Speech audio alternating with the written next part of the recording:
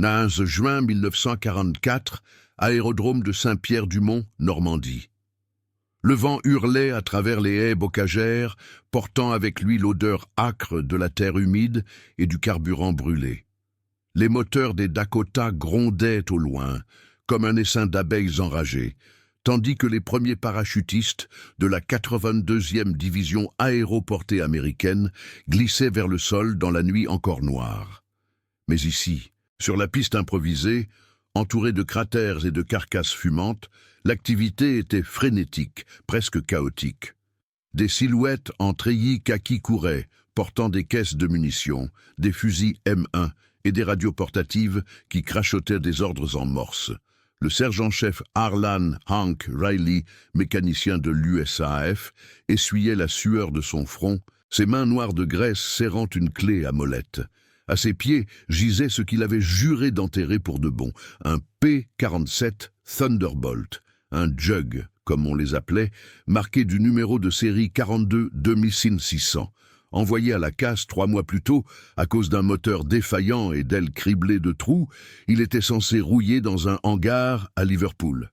Et pourtant, le voilà, traîné jusqu'ici par un convoi de camions GMC, comme un fantôme réanimé par la folie de la guerre. « Riley, qu'est-ce que tu fous avec cette ferraille ?» aboya le capitaine Elias Thorne, commandant de l'escadron de chasse 365e Fighter Group. Thorne était un homme sec, aux yeux perçants sous sa casquette de pilote, son blouson de vol zippé jusqu'au cou malgré la chaleur moite. Il s'approcha, ses bottes s'enfonçant dans la boue, un casque en cuir sous le bras. Autour d'eux, les projecteurs anti-aériens balayaient le ciel, illuminant par intermittence les silhouettes des C-47 qui larguaient leurs charges humaines au-dessus de Sainte-Mère-Église. Hank se redressa, jetant un regard protecteur sur l'avion. « Capitaine, c'est pas de la ferraille, j'ai passé la nuit à le bricoler. Le Pratt & Whitney, R2800. Il tousse encore, mais j'ai remplacé les pistons usés avec des pièces de rechange d'un Lightning qui a craché la semaine dernière. Les ailes, patchées avec du tôle riveté. Il vole, je vous le jure. » Thorne ricana, mais il y avait une tension dans sa voix, un doute teinté d'urgence. Les Allemands étaient partout. Leur batterie de 80 millilitres tonnaient depuis les falaises, et les rapports radio indiquaient que les Panzers de la 21e division blindée SS convergeaient vers Utah Beach. L'opération Overlord, ce mastodonte amphibie qui devait libérer l'Europe, venait à peine de commencer, et déjà les pertes s'accumulaient. Les P-51 Mustang de l'escadron étaient cloués au sol par un orage qui approchait, leurs pilotes maudissant le ciel. Thorne avait perdu 2 appareils la veille, abattus par des Focke-Wulf 190 qui patrouillaient la Manche. Et qui va le piloter, ce tas de ferraille? Toi? T'es mécano, pas as de l'air. Imaginez-vous là, sous ce ciel chargé de nuages bas, le cœur battant au rythme des explosions distantes. Vous sentez la vibration des moteurs qui s'éteignent un à un, l'angoisse qui monte comme la marée sur les plages normandes. Hank secoua la tête, mais ses yeux brillaient d'une détermination farouche.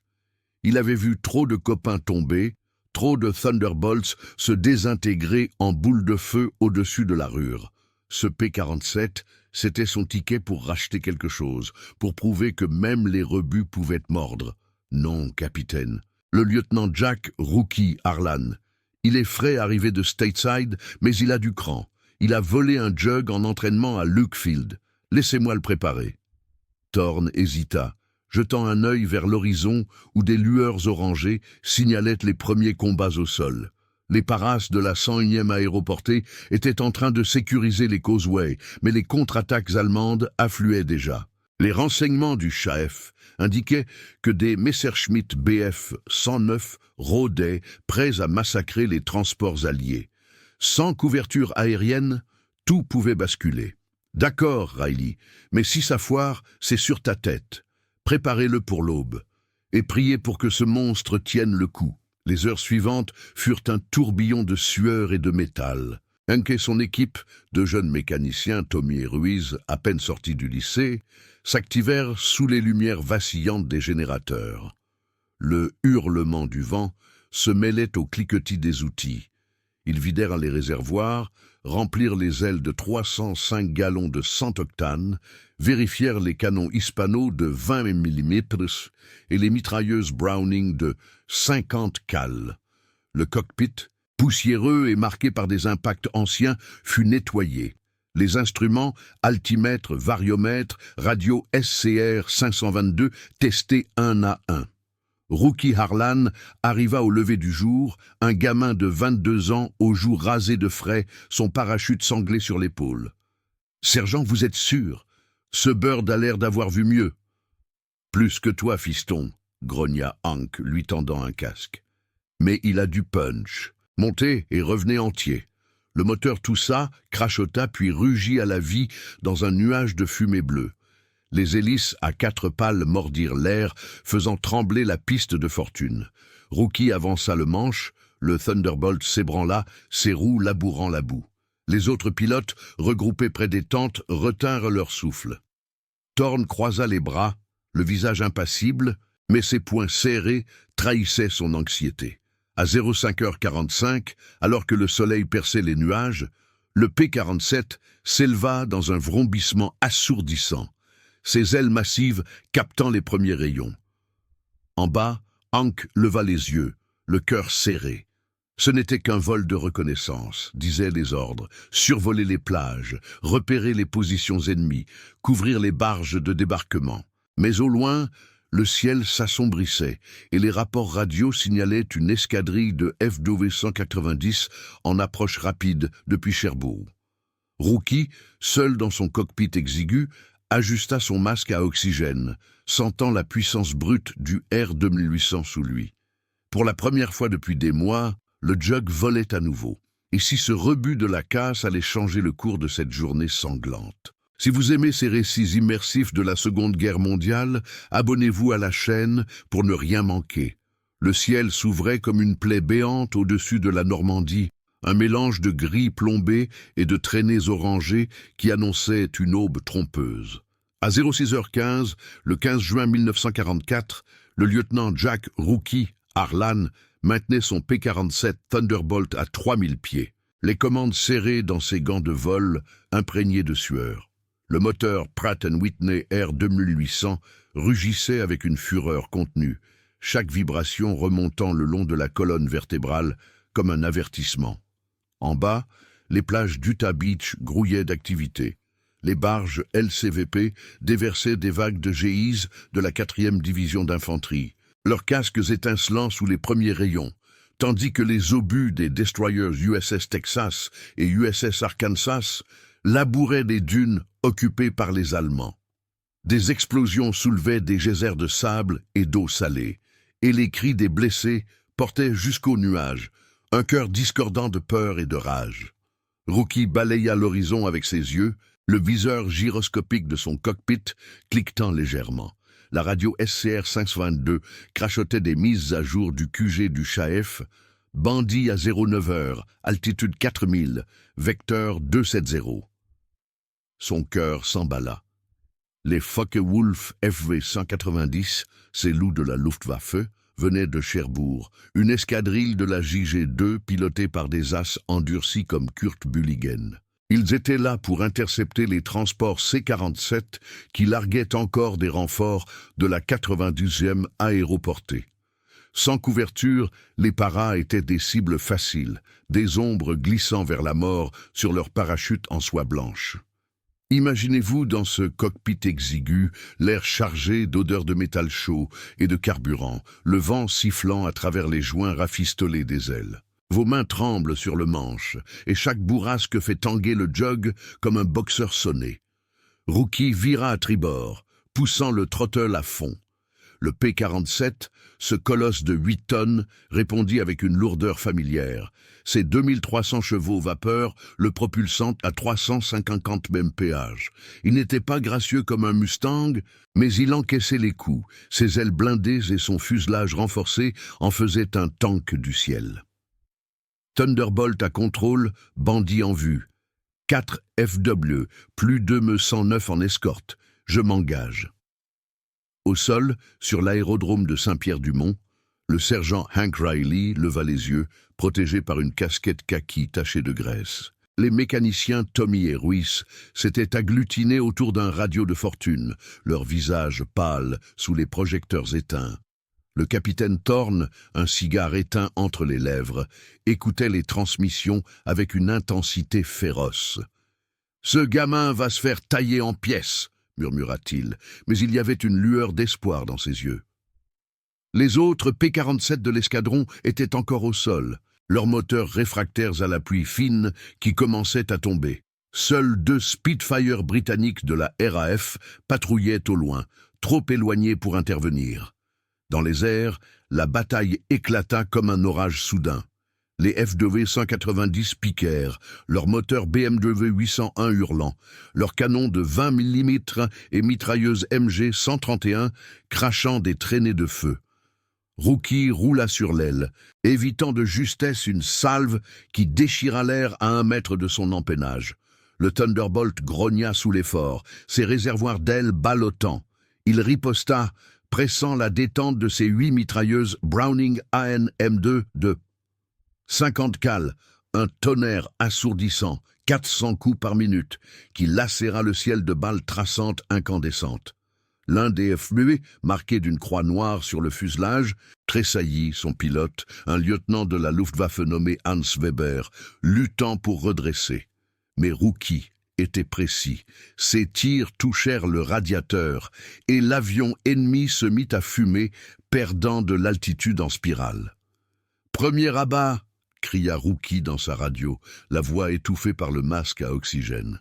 L'adrénaline coulait dans ses veines comme du feu liquide. Il n'avait volé que 20 heures en combat réel, mais l'entraînement à Luckfield avait forgé ses réflexes. Le P-47, malgré ses rustines, tenait bon. Le moteur ne bafouillait pas, et les commandes répondaient avec une solidité rassurante. Les 2, Me-109, plus agiles, tentèrent un virage serré pour le prendre en tenaille. Leurs canons MK-108 de 30 mm tonnèrent, un obus frôlant l'aile gauche et arrachant un morceau de tôle riveté par Hank lui-même. Des étincelles jaillirent, et Rookie sentit l'avion trembler, mais le blindage absorba le choc. En bas, les paras de la 82e aéroportée, embourbés dans les marais près de Sainte-Mère-Église, levèrent les yeux vers le ciel. Le colonel Robert Sink, commandant de la 506e PIR, ajusta ses jumelles. « C'est un des nôtres !» grogna-t-il à son radio-opérateur. Les Allemands, retranchés dans leur bunker bétonné de la 709e division d'infanterie, mirent en batterie leur Flak 88, mais le chaos aérien les distrayait. Les barges alliées, chargées de Sherman et de Half-Track M3, profitaient de la diversion pour s'enfoncer plus avant sur la plage, malgré les mines Teller et les barbelés. Rookie boucla une boucle inversée, forçant un Me-109 à le suivre dans un virage trop serré. Le Messerschmitt cala, son pilote éjectant son siège en catastrophe, le parachute s'ouvrant comme une fleur blanche au-dessus des champs bocagés. 2 down! Le 3e FW tenta une passe frontale, un duel suicidaire. Les 2 avions se croisèrent à 500 mètres de mph, canon crachotant. Une balle traversa le pare-brise blindé de Rookie, éraflant son épaule. Une douleur brûlante, du sang chaud coulant sur sa combinaison de vol. Il grimaça, mais riposta d'une rafale qui désintégra le moteur du FW. L'explosion illumina le ciel, des débris de métal pleuvant comme une averse mortelle. Thorne, au sol, frappa du poing sur une caisse de munitions. Ce tas de ferraille! Il les massacre. Hank sourit pour la première fois depuis des jours, essuyant ses mains sur un chiffon, mais la radio grésilla. Thunderbolt, 2 autres bandits à 6 heures, bas niveau. Panzers en approche sur la route de 40 ans. Les rapports indiquaient que la 21e Panzerdivision avançait, ses Tiger I grondant vers les positions alliées. Rookie, le bras engourdi, vira vers le sud. Son carburant chutait, seulement 200 gallons restants. Et le P-47 montrait des signes de fatigue, un filet de fumée s'échappant du capot. Pourtant, en 1 heure à peine, ce rebut de la casse avait abattu 3 ennemis, couvrant les plages et sauvant peut-être des dizaines de vies. Mais la journée ne faisait que commencer et les renforts allemands affluaient. Rookie ajusta son cap, le soleil montant haut, ignorant la douleur.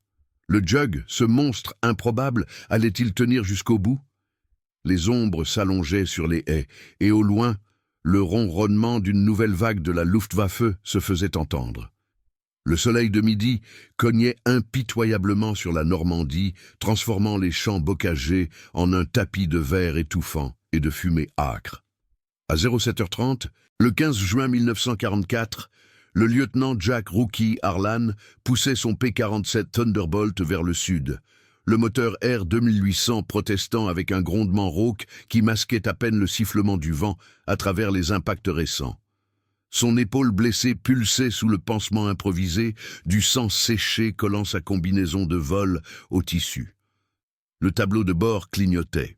L'aiguille du carburant oscillait dangereusement vers le rouge, et un voyant d'avertissement pour le circuit hydraulique des volets clignotait par intermittence. En bas, la route de 40 ans serpentait comme une veine ouverte, où les panzers de la 21e Panzerdivision, des Panzer IV et des rares STG-3 avançaient en convoi, leurs chenilles broyant les haies et crachant des nuages de poussière.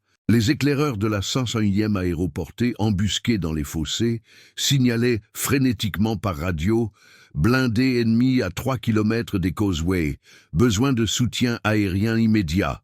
Rookie ajusta son masque à oxygène, inspirant une bouffée d'air froid et métallique. La radio SCR 522 grésillait des voix paniquées du QG « Thunderbolt Leader, confirmes-tu visuel sur les Panzers ?» Spitfires en renfort à 10 minutes. 10 minutes, trop long. Les Sherman M4 de la 4e division d'infanterie, encore à moitié englués dans le sable d'Utah Beach, n'avaient aucune chance contre ces monstres blindés sans appui. Imaginez-vous là-haut, le monde réduit à un rectangle de verre blindé, le sol se ruant vers vous comme une marée de chaos. Vos doigts blanchissent sur le manche, et chaque battement de cœur synchronise avec le ronflement des 8 cylindres radio qui vous portent. Rookie plongea, le Jug répondant avec une lourdeur rassurante malgré ses 4000 livres de charge utile, bombes de 500 livres sous les ailes et roquettes HVAR prêtes à être lancées. Au sol, près de l'aérodrome de Saint-Pierre-du-Mont, le capitaine Elias Thorne arpentait la piste boueuse, un casque radio sur les oreilles. Les mécaniciens, Hank Riley en tête, suivaient les transmissions comme des prières. « Il est seul contre une douzaine », murmura Tommy, le jeune mécano, serrant un chiffon graisseux. Hank secoua la tête, les yeux rivés au ciel, où des traînées de condensation traçaient les sillages des premiers renforts allemands. 2 Focke-Wulf FW 190 supplémentaires venaient de décoller de la base de Maupertus, près de Cherbourg, escortés par un trio de Junkers Ju-87 Stuka pour un soutien au sol. La Luftwaffe, affaiblie mais tenace, contre-attaquait pour protéger ses blindés. Thorne cracha son cigare à moitié mâché. Si ce gamin foire, les plages redeviennent une boucherie. Rayleigh prépare les 2 Mustangs qui restent, même s'ils toussent. Dans les airs, Rookie aligna son viseur sur le convoi ennemi. Les Panzers roulaient en formation échelonnée, leurs tourelles KVK 40 de 75 mm pivotant nerveusement vers le ciel.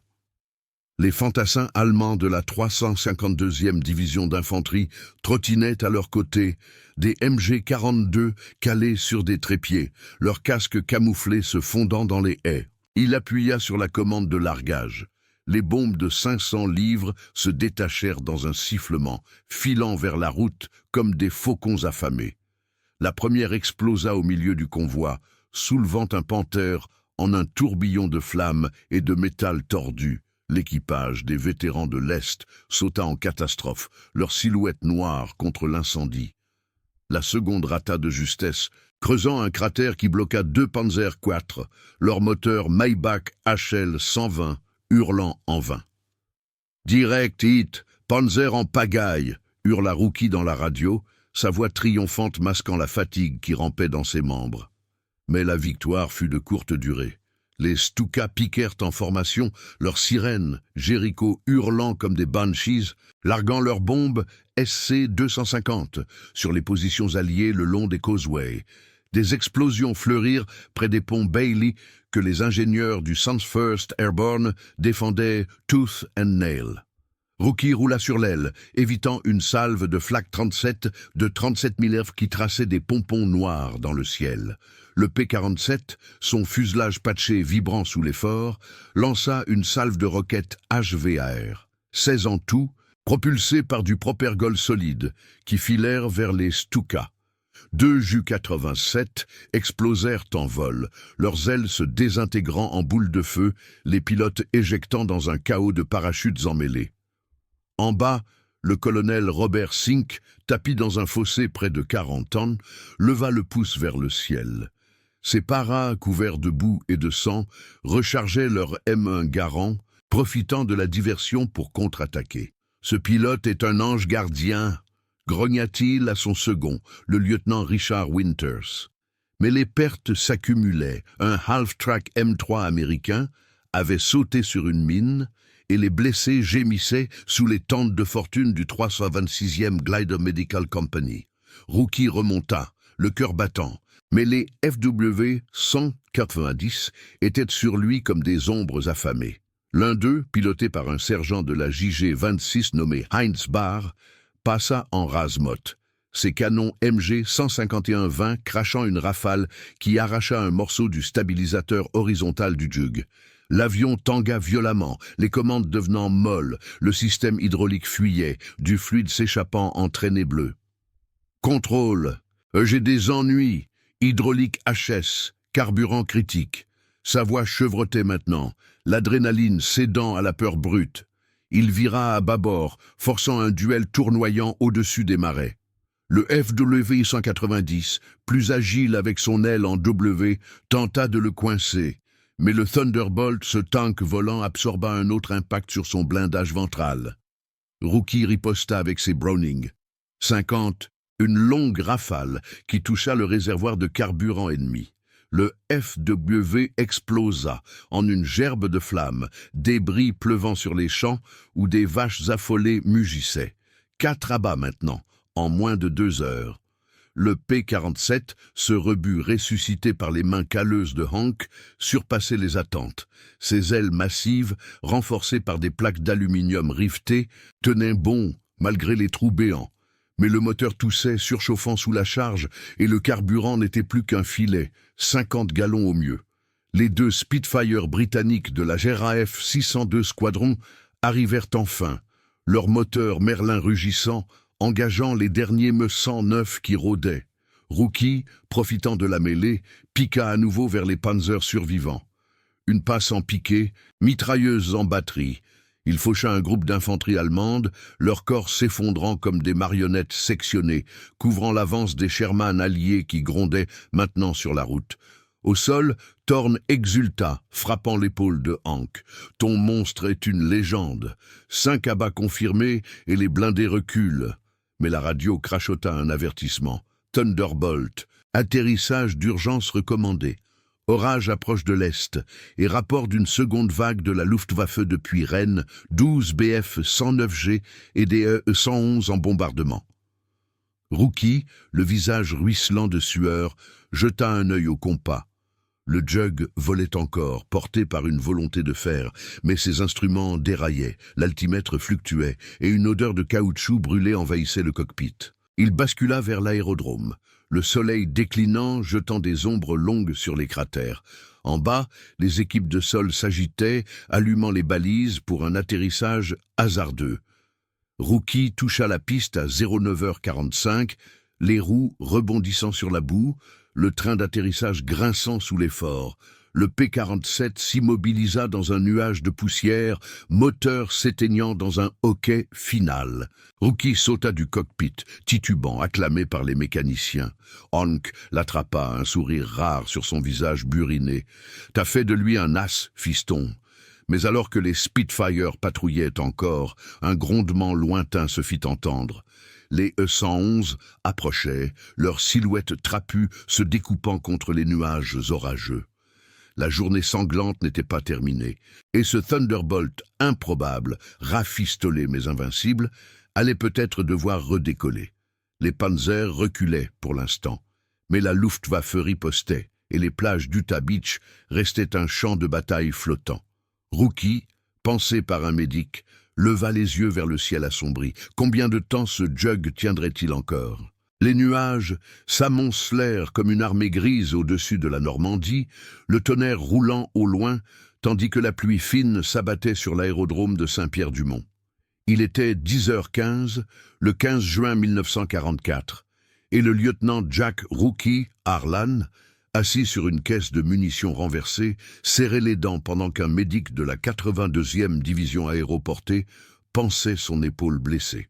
Le sang avait cessé de couler, mais la douleur irradiait comme un fer rouge, et ses yeux, rougis par la fatigue, fixaient le P-47 Thunderbolt, garé à quelques mètres. L'avion, ce colosse rafistolé, arborait maintenant une collection de trous et de marques noires, impact de 20 mm sur le fuselage, une aile gauche déformée où les tôles de Hank s'étaient gondolées sous les coups. Pourtant, ces 8 mitrailleuses Browning, 50 cales étaient intactes, et le moteur Pratt & Whitney R2800, bien que surchauffé, avait tenu bon pendant ces heures folles. Autour de lui, le chaos régnait. Les mécaniciens couraient sous la pluie, leurs treillis kaki collant à la peau, transportant des pièces détachées d'un C-47 craché la nuit précédente. Le sergent-chef Hank Rayleigh, les mains encore plus noires de graisse, dirigeait l'équipe avec une urgence fébrile. Tommy, vérifie le circuit hydraulique. Ruiz, remplace ces durites percées avant que ça devienne un cercueil volant, aboyait-il, sa voix couvrant le crépitement de la pluie sur les tôles. Le capitaine Elias Thorne, adossé à un camion GMC, fumait un cigare trempé, écoutant les transmissions radio qui confirmaient le pire. Une formation de 12 Heinkel E-111 de la Kampfgeschwader 54 approchait de Rennes, escortée par une escadrille de Messerschmitt Bf 109G de la JG2. Ces bombardiers lourds, avec leur moteur Jumo 211J rugissant, visaient les convois alliés sur Utah Beach, prêts à larguer leurs bombes SC-500 sur les barges et les Sherman, qui s'enfonçaient enfin dans l'intérieur des terres. Imaginez-vous là, sous cette averse normande qui transforme la boue en marécage, l'odeur de cordite et de kérosène se mêlant à celle de la terre mouillée. Votre corps hurle pour du repos, mais l'horizon gronde d'une menace invisible, et chaque goutte sur votre casque semble compter les secondes avant l'assaut. Rookie se leva, chancelant, et s'approcha du jug. « Il peut encore voler, sergent. J'ai pas le choix. Si ces Heinkel passent, les plages deviennent un cimetière. » Hank leva les yeux, son visage buriné marqué par l'inquiétude. Il avait vu trop d'appareils comme celui-ci, envoyés à la casse pour un rien, ressuscités par désespoir. « Ouais, fiston, j'ai patché l'hydraulique avec du caoutchouc de rechange et le réservoir est à 150 gallons de 100 octanes. Mais le R2800 a chauffé comme un four. Si tu le pousses trop, il lâche. Et toi? T'es à bout. » Thorne intervint, jetant son cigare dans une flaque. « Pas le temps pour les câlins. Les Spitfire de la RAF sont à court de munitions après leur mêlée matinale, et nos Mustangs sont toujours cloués par l'orage. Rookie, tu décolles dans 20 minutes. Objectif, intercepter les S-111 avant qu'ils atteignent les causeways. Couvre les paras de la 101e qui tiennent la ligne à 40 ans. » Ses yeux perçants trahissaient le poids de la décision. Envoyer un gamin blessé dans un avion bancal contre une escorte de Bf-109. Ces chasseurs rapides avec leur moteur Daimler-Benz DB605 et leurs canons de 20 mm. Mais les rapports du chef étaient clairs. Sans appui aérien, la tête de pont alliée risquait de s'effondrer sous les contre-attaques de la 21e Panzerdivision, dont les Tiger Inn reformaient leur rang à l'est. Les minutes suivantes furent un ballet frénétique. Hank et son équipe, Tommy glissant sous le fuselage pour resserrer les boulons du train d'atterrissage, Ruiz rechargeant les chargeurs des mitrailleuses avec des ceintures de 50 cales fraîches, transformèrent le P-47 en un monstre prêt à rugir à nouveau. Rookie grimpa dans le cockpit, ignorant la morsure de son épaule, ajustant son parachute et son gilet de sauvetage Mae West. La radio SCR 522 crachota. Thunderbolt, décollage autorisé, balises allumées malgré la pluie.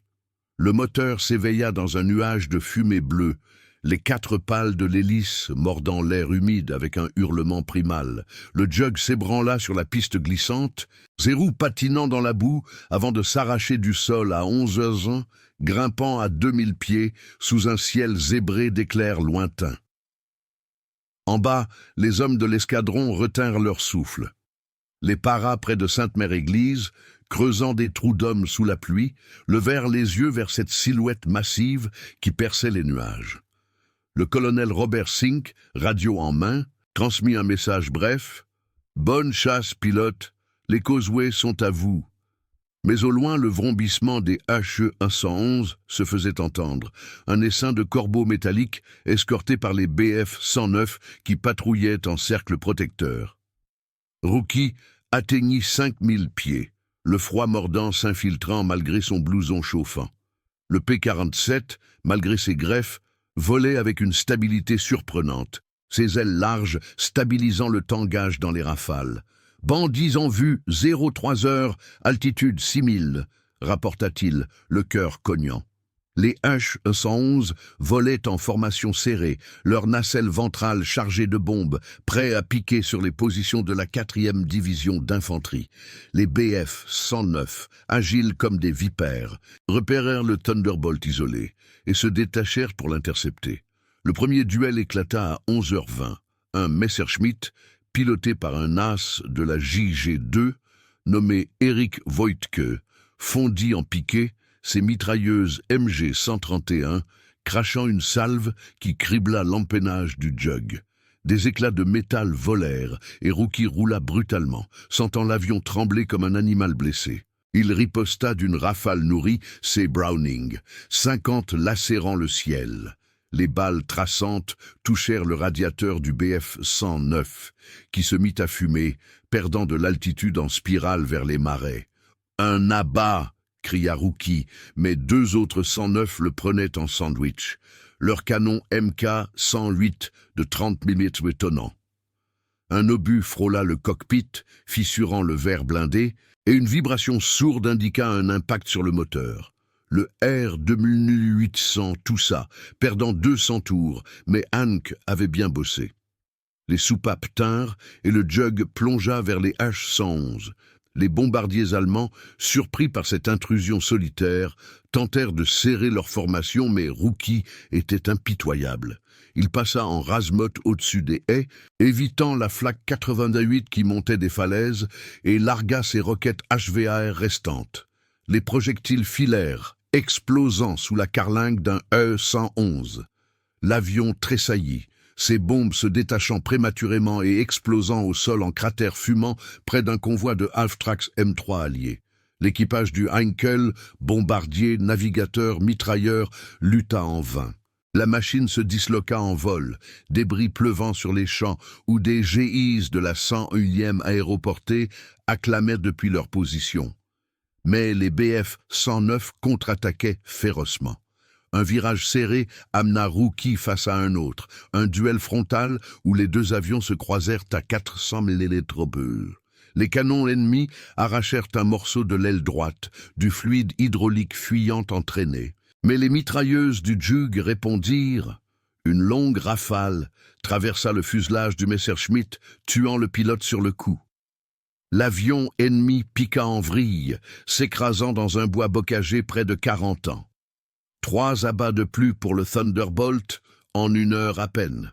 Les HE-111, paniqués, larguèrent leur charge à l'aveugle sur des zones vides, leurs sirènes d'alarme hurlant tandis qu'ils fuyaient vers l'est. Au sol, Thorne exulta dans la radio. « Incroyable, Rookie, les plages sont sauves pour l'instant. » Hank, trempé jusqu'aux os, leva le poing vers le ciel. Mais Rookie, le masque à oxygène embué, sentait le fatigue l'envahir. Le moteur surchauffait à nouveau, l'aiguille du carburant flirtant avec 0, et un 3e BF-109 le talonnait obstinément, ses tirs effleurant le stabilisateur. Il boucla une boucle inversée, forçant l'ennemi à le suivre, mais le jug protestait, ses commandes devenant rigides. La pluie s'intensifiait, transformant le monde en un voile gris, et les rapports radio signalaient une nouvelle menace. Des Ju-88 de la Luftwaffe en approche depuis Le Havre, avec des escadrons de FW-190 en soutien. Le P-47, ce miracle de la casse, avait encore du mordant, mais pour combien de temps? Rookie vira vers l'aérodrome, priant pour un atterrissage en un seul morceau, tandis que l'orage éclatait pour de bon, masquant les silhouettes ennemies qui se massaient à l'horizon. La foudre zébra le ciel comme une cicatrice vive, illuminant par intermittence les cratères fumants de l'aérodrome de Saint-Pierre-du-Mont. Il était 11h45, le 15 juin 1944, et le lieutenant Jack Rookie Harlan luttait pour maintenir le cap de son P-47 Thunderbolt dans les bourrasques violentes qui secouaient l'avion comme un jouet malmené. Le moteur Pratt & Whitney R2800 hurlait en protestation, ses cylindres radio surchauffés crachant des flammes intermittentes par les joints usés. Le carburant était au plus bas, à peine 20 gallons. Et les commandes, raidies par la fuite hydraulique, répondaient avec une lourdeur alarmante. En bas, la piste improvisée, transformée en bourbier par la pluie torrentielle, attendait comme une gueule ouverte. Les balises d'atterrissage clignotaient faiblement à travers le rideau d'eau, guidés par les cris des mécaniciens qui agitaient des torches sous leurs cirés imperméables. Imaginez-vous agrippé à ce manche glissant, le cockpit envahi par l'odeur âcre de caoutchouc brûlé et de sueur, chaque rafale faisant gémir les tôles rafistolées comme un animal agonisant. Votre épaule blessée hurle à chaque mouvement et le monde extérieur n'est qu'un tourbillon gris où le sol et le ciel se confondent. Rookie descendit en spirale contrôlée, évitant de justesse un arbre isolé qui émergeait des haies bocagères. La radio SCR 522 crachotait des encouragements paniqués. Thunderbolt, piste dégagée, vent de travers à 30 nœuds. Il toucha le sol à 12 heures ans. Les roues du train d'atterrissage patinant dans la boue avant de mordre enfin. Le Jug freina dans un jet d'eau et de terre, s'immobilisant à quelques mètres d'un Dakota endommagé. Son hélice, encore tournante, fouettant l'air humide. Hank Rayleigh fut le premier à courir vers lui, pataugeant dans les flaques, suivi de Tommy et Ruiz, qui traînaient un escabeau improvisé. Rookie sauta du cockpit, les jambes flageolantes, et s'appuya contre le fuselage encore chaud. Il a tenu, sergent, mais à peine. Sa voix était rauque, étouffée par l'épuisement. Hank inspecta l'avion d'un œil expert, ses doigts calleux palpant les impacts frais.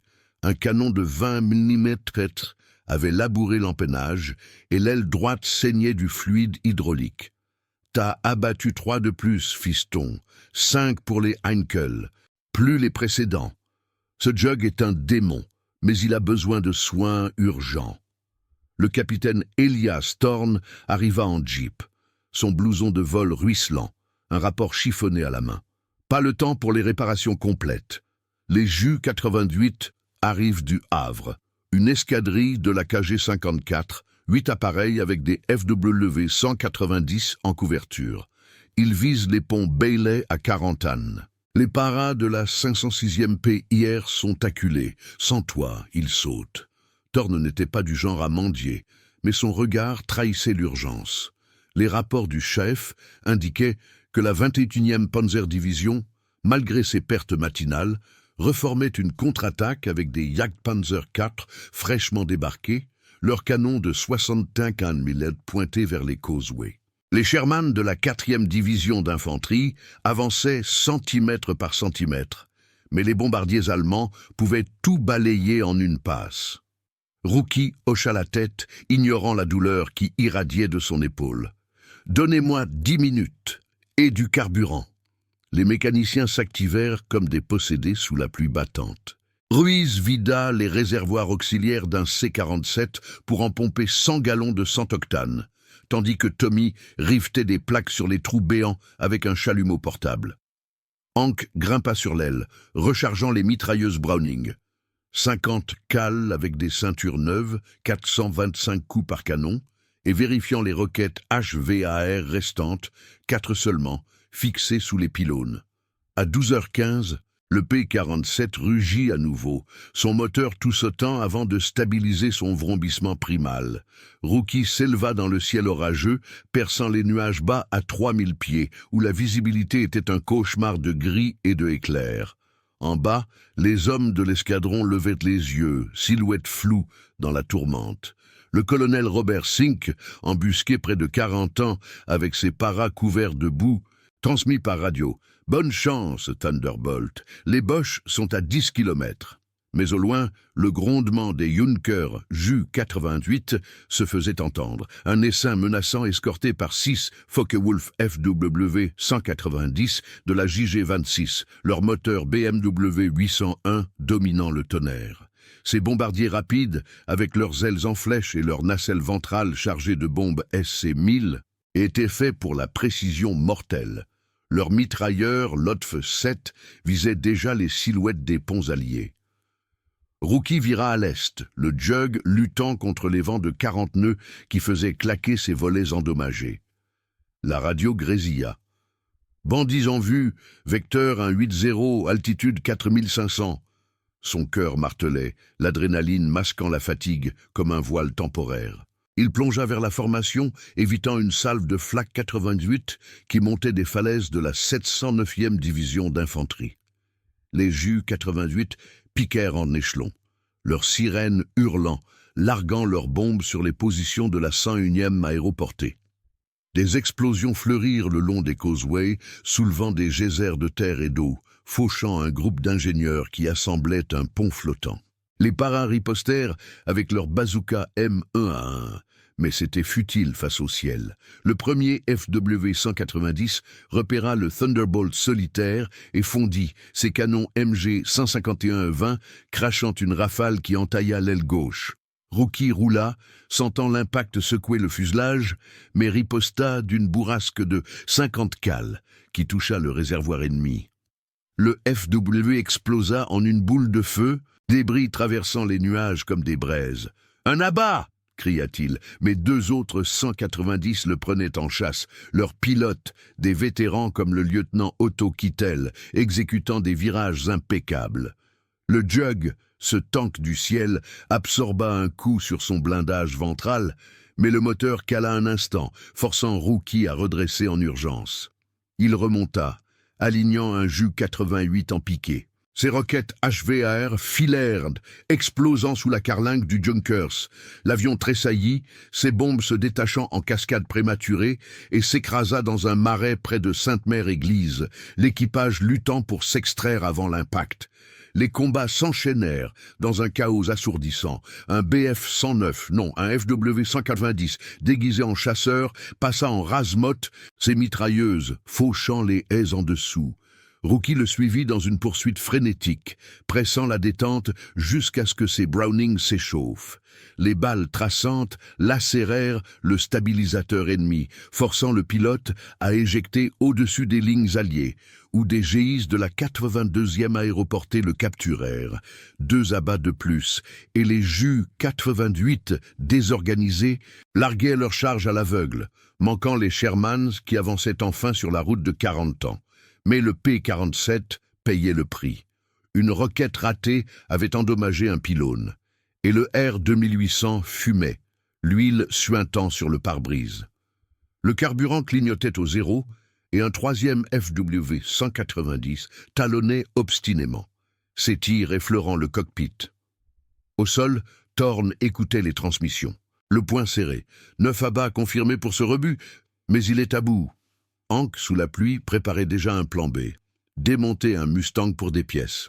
Rookie, le monde se rétrécissant à son viseur, vira vers l'ouest pour un dernier passage. Les derniers Ju-88 fuyaient. Mais une salve ennemie toucha enfin le moteur, un hoquet fatal, le feu léchant les capots. Le Jug perdit de l'altitude, glissant vers l'aérodrome, dans un silence relatif brisé par les flammes. Il atterrit en urgence à 13h, les roues s'enfonçant dans la boue, l'avion s'immobilisant dans un jet de vapeur. Rookie sauta, inhalant l'air frais, acclamé par les survivants. Pourtant, alors que les pompiers éteignaient l'incendie naissant, la radio grésilla un dernier avertissement. Une vague finale de la Luftwaffe, des Dornier d'eau 217 avec escorte, approchait de l'intérieur des terres, visant le cœur de la tête de pont. Le Thunderbolt gisait, fumant, mais son pilote, les yeux rivés à l'horizon, savait que la journée n'était pas finie. Combien de miracles ce monstre improbable pouvait-il encore offrir avant de s'effondrer pour de bon? La pluie martelait le fuselage du P-47 Thunderbolt comme une mitrailleuse enragée, transformant l'aérodrome de Saint-Pierre-du-Mont en un lac de boue et de regrets. Il était 13h15, le 15 juin 1944, et le lieutenant Jack Rookie Harlan, adossé à une caisse de munitions, observait les mécaniciens lutter contre les flammes qui léchaient encore le capot du moteur Pratt & Whitney R2800. L'avion, ce géant ressuscité des décombres de Liverpool, gisait là comme un guerrier épuisé, aile criblée d'impacts de 20 mm, empennage tordu par les rafales des FW-190 et un filet d'huile noire suintant sur la piste détrempée. 9 abats confirmés en une matinée, des Focke-Wulf, des Messerschmitt, des Junkers et des dizaines de bombes ennemies détournées des plages d'Utah Beach. Pourtant, le sergent-chef Hank Riley, trempé jusqu'aux os, secouait la tête en inspectant les dégâts. « Il est fini, capitaine. Le R2800 a grillé. On peut à peine le redémarrer sans qu'il explose. » Le capitaine Elias Thorne, le visage ruisselant sous sa casquette, serrait un rapport radio froissé, ses bottes s'enfonçant dans la gadoue. Les transmissions du chef étaient implacables. Une dernière vague de la Luftwaffe, 8 Dornier d'eau 217 de la Kampfgeschwader 40, escortés par une douzaine de Focke-Wulf FW-180 IA-8 de la JG-26, approchaient depuis l'intérieur des terres, visant le cœur de la tête de pont alliée à 40 ans.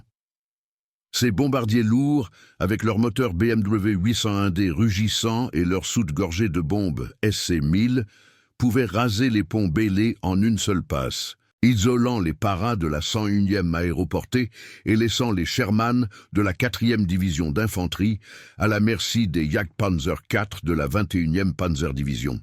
Les Spitfire de la RAF 602 Squadron, à court de carburant après des heures de patrouille, rentraient à leur base temporaire près de Southampton.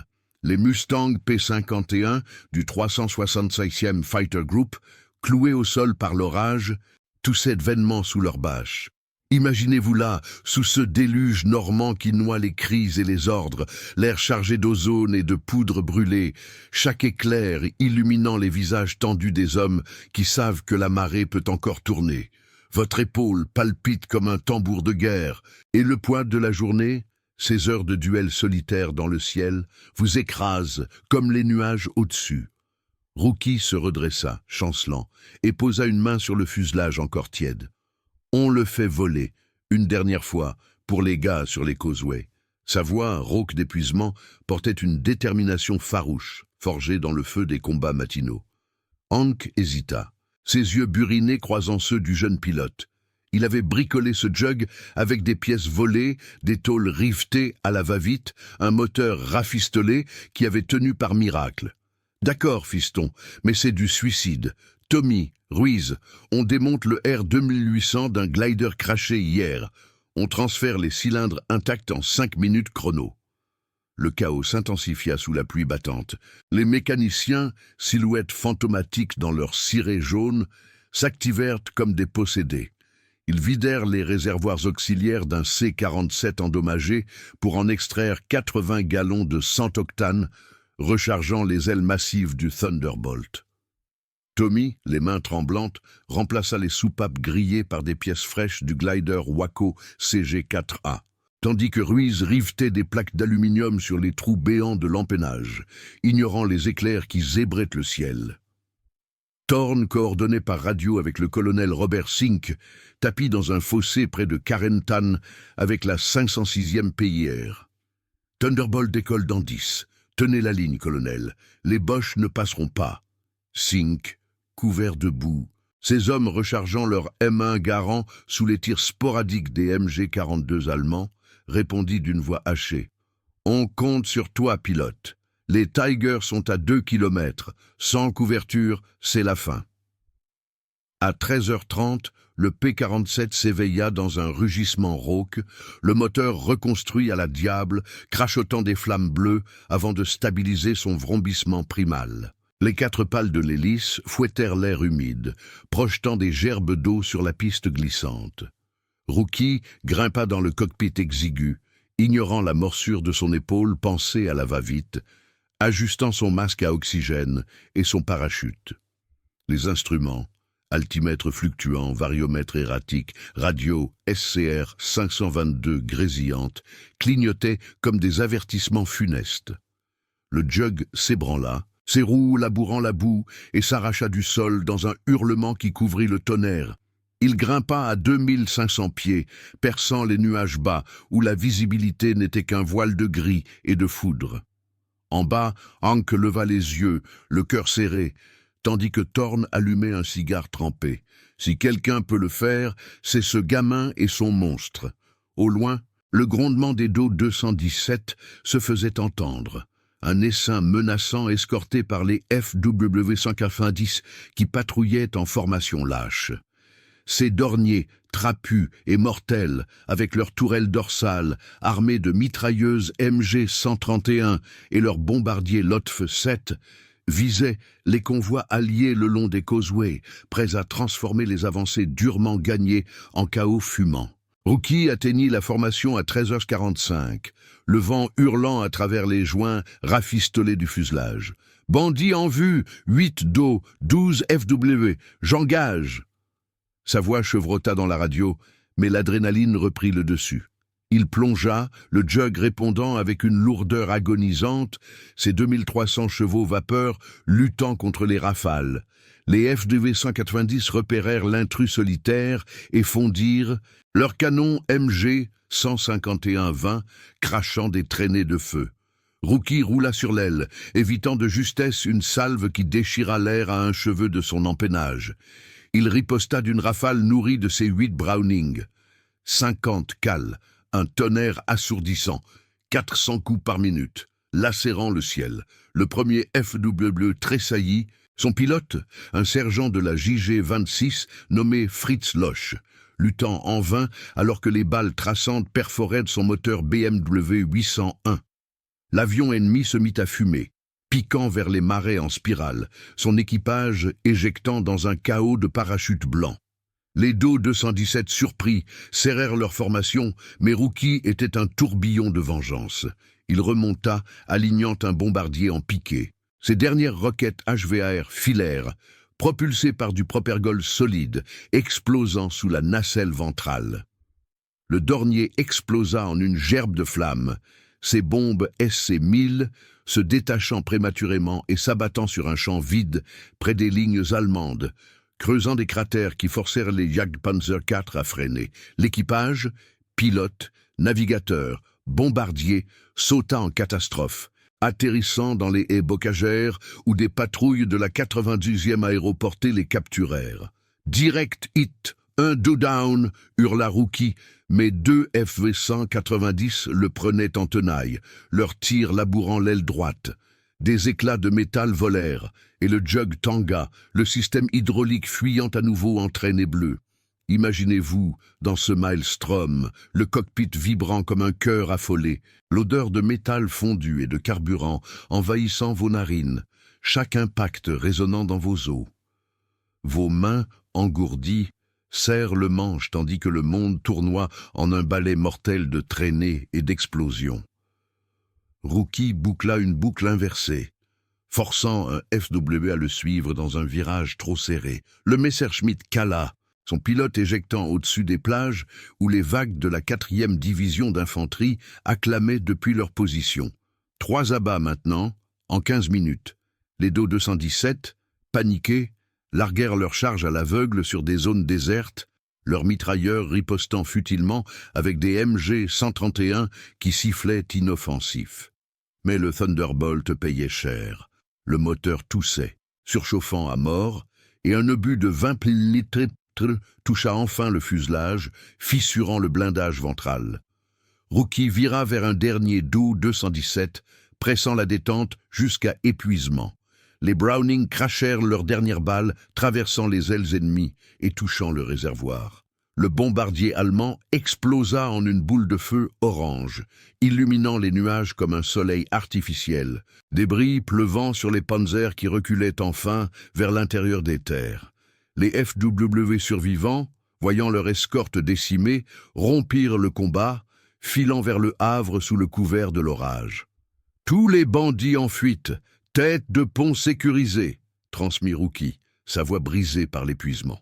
Il bascula vers l'aérodrome, le jug glissant dans les rafales, perdant de l'altitude inexorablement. Le moteur rendit l'âme à 14 ans, un hoquet final, avant le silence. Rookie toucha la piste en vol plané, les roues s'enfonçant dans la boue, l'avion s'immobilisant dans un nuage de vapeur et d'eau. Il sauta du cockpit, titubant dans les bras de Hank et Thorne, acclamé par les survivants de l'escadron. Le P-47, ce rebut de la casse devenu légende en une journée, gisait là, irréparable mais victorieux. 12 abats confirmés, des centaines de vies sauvées, les plages d'Utah Beach tenues contre la marée allemande. Au sol, près de Carentan, Sink et ses paras levaient les yeux vers le ciel clairci, rechargeant pour l'avance finale. Les Sherman grondaient, les Causeways étaient sauvés, mais Rookie, pensé par un médic, fixait l'horizon où le soleil perçait enfin les nuages. La guerre continuait, impitoyable, et ce Thunderbolt improbable avait payé de sa vie pour un jour de gloire. Combien d'autres miracles faudrait-il avant la fin ?